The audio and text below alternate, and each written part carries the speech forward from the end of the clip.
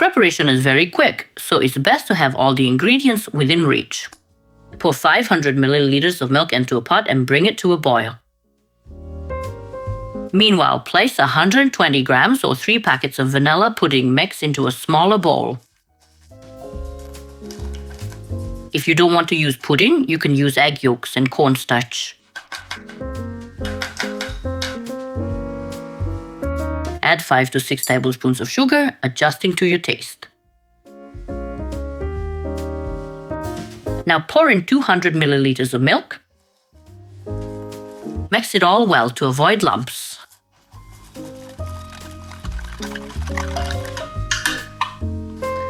When the milk starts to steam like this, just before boiling, cook the pudding.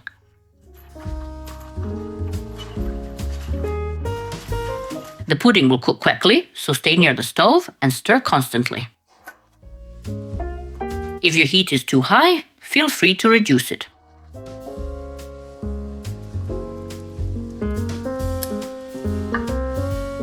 Initially, many lumps will appear like this, but don't panic.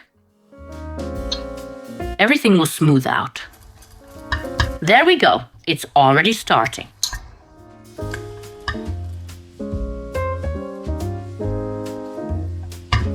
When the pudding thickens like this, remove it from the heat. Immediately after removing it, add 50 to 100 grams of white chocolate. Oops, white chocolate is optional.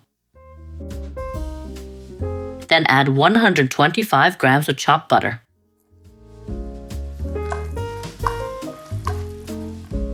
Now mix until everything melts.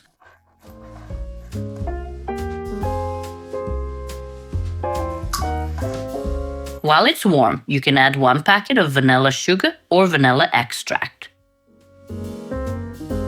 Continue mixing until all of this dissolves.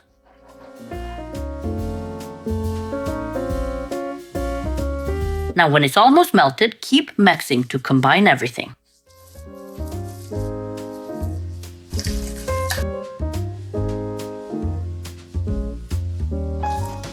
This part takes a little time, but the filling will cool down perfectly meanwhile.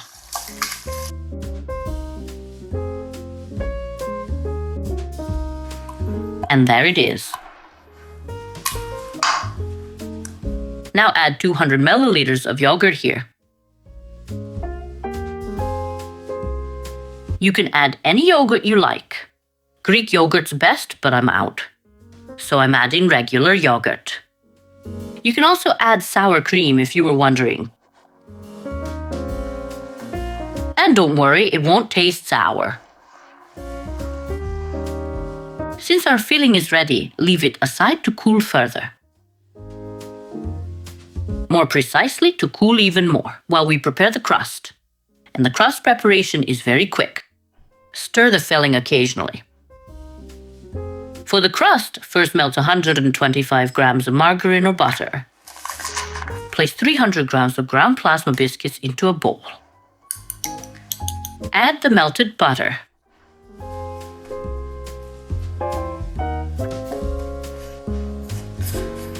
Mix like this so the butter coats everything.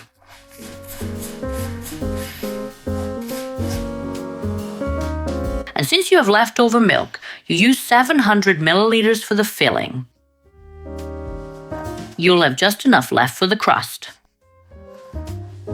Slowly pour and mix. If you prefer a crunchier crust like cheesecake, add less milk. If you prefer a softer one, add more. For this crust, use between 100 and 200 milliliters depending on preference. I used 150 milliliters and I see I'm missing about 50 milliliters, so I'll add that. Use 150 milliliters if you want a firmer crust, then press it with a glass.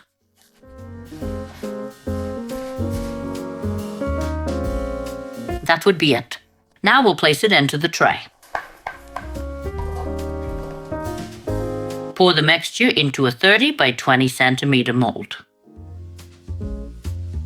Mine is around 28 by 18 centimeters. So that's it.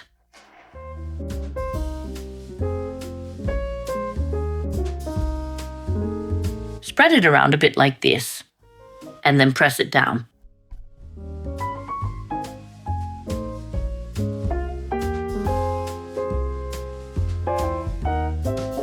That's it. Place it in the fridge while you finish the filling. Bring the filling back and mix it like this. It started to tighten a bit. So we'll break it up a little now, so we can add the strawberries.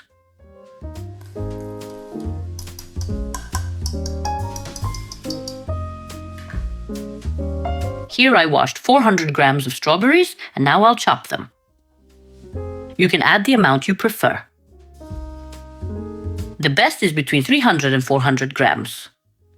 You can even use a smaller package, here 250 grams, but choose nice ripe ones. These smaller domestic ones are best. Domestic ones aren't available yet. Save this recipe for when fresh domestic strawberries arrive. Besides just snacking on them like this. Now that we've finally chopped everything, mix.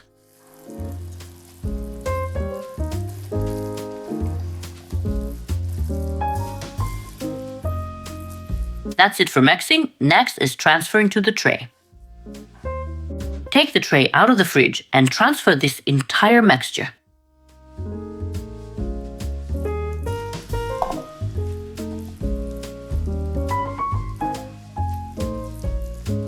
And now, of course, to smooth it out.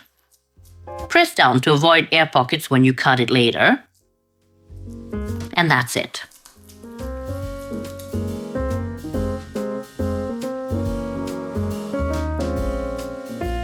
That's it. Place it in the fridge to cool, then we'll add the whipped cream later. When the cake sets, whip the cream. Whisk 100 grams of powdered cream with 200 milliliters of cold milk.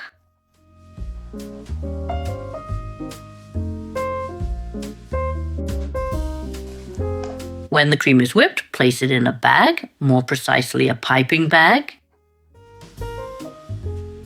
And with it, I'll finish making the cake.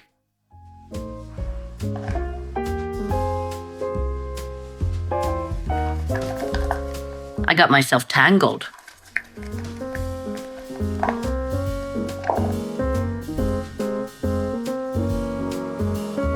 Take cake from fridge, but as you could see, I placed plastic wrap so the top layer wouldn't dry out. Now it remains to remove this ring. And finish the decoration. You can leave the cake in the tray you made it in. When one part comes out thinner and another thicker like this, then I take a stick like this and join everything together. And then it looks nicely even. If you don't have a piping bag, decorate like this, just with a stick. Spread all the whipped cream and then just swirl it like this. And that would be it. The cake can be served.